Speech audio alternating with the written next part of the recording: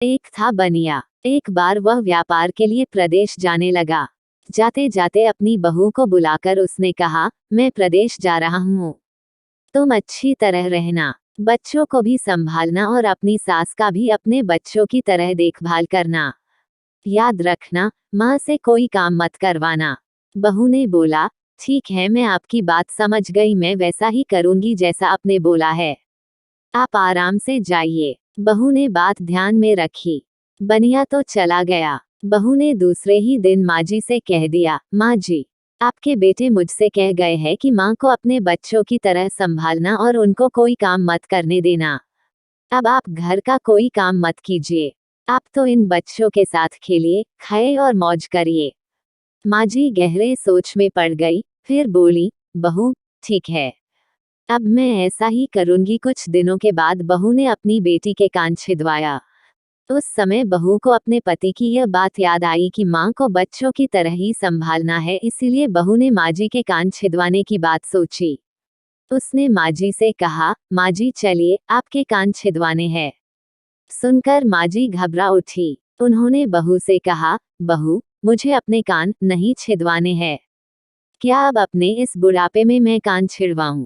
बहू बोली, जी नहीं माँ जी, आपको तो यह करना ही होगा।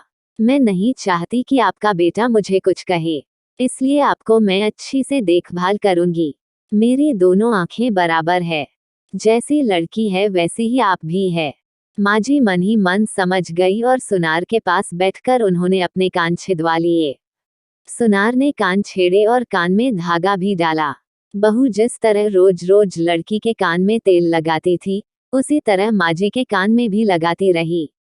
थोड़े दिनों बाद बहू ने अपने बेटी के लिए बाली बनवाए तो उसे अपने पति की बात आई। फिर उसने माँ जी के लिए भी बाली बनवाए और कहा, आइए, आपको यह बाली पहना दूं।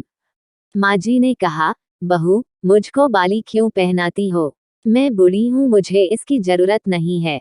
बाली तुम अपनी बेटी को पहनाओ, मुझको नहीं पहननी है। लेकिन बहू नहीं मानी, जबरदस्ती करके माँ जी को बाली पहना ही दी। इसके पश्चात माँ जी छोटे बच्चों के साथ अपना मनोरंजन करती, घूमती, खेलती और कई तरह के मौज मस्ती करती।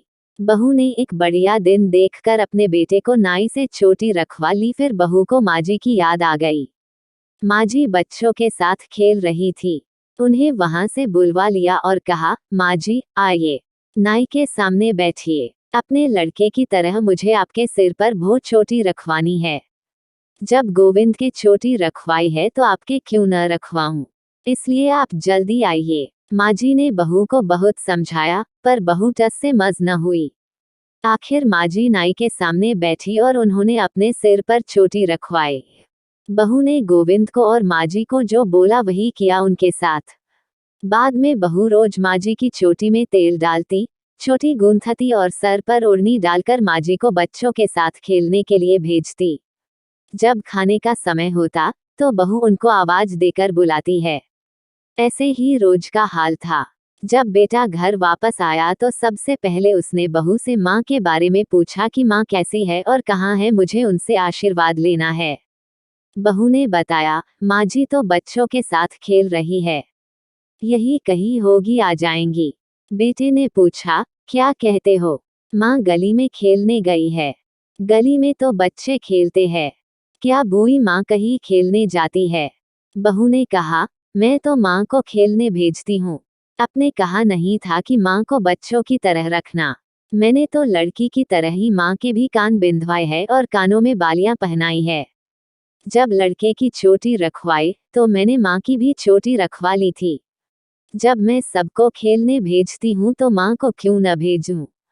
मुझको सबके साथ साथ एक सा व्यवहार करना चाहिए।